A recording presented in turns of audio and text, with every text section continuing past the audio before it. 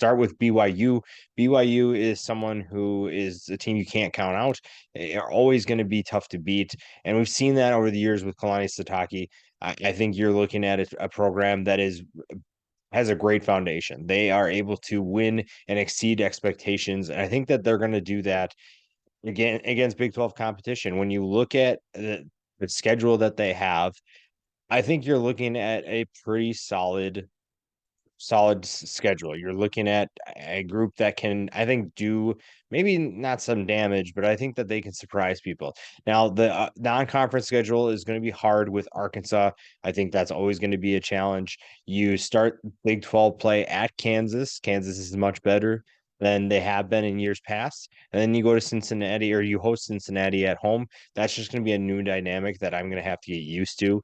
But I think that BYU has some really exciting players coming back, and I think that they can. I think they can surprise some people. Now, quarterback is going to be a big question mark now that Jaron Hall is off to the NFL. That's going to be something they have to take care of and address right away. Some of the top playmakers are gone, but there's also some exciting players back as well. When you look at Isaac Rex is back at tight end. Cody Epps is a playmaker that is not getting enough attention, in my opinion.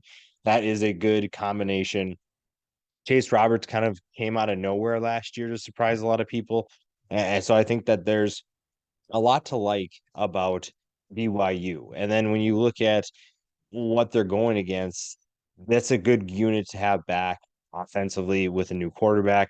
The defense is going to be just fine. When you look at the players they have returning, they have a good amount of returners at each level, at front seven to the back seven. You look at this group, and I think that they're going to be a tough defense once again, which is good when you're facing kind of the second half of this schedule. Now, this is where this ties in because the Big 12 has some really explosive offenses, and the second half of the schedule is going to show that for BYU. A trip to TCU, a team that just competed for a national championship, that's going to be tough. Sonny Dykes knows how to put together a good offense. Texas Tech could be sneaky good. Texas is going to be good. West Virginia and Iowa State have their potentials, but I don't know how they're going to be, but still going to be tough competition. And then any year with Oklahoma and at Oklahoma State, those are two tough games as well.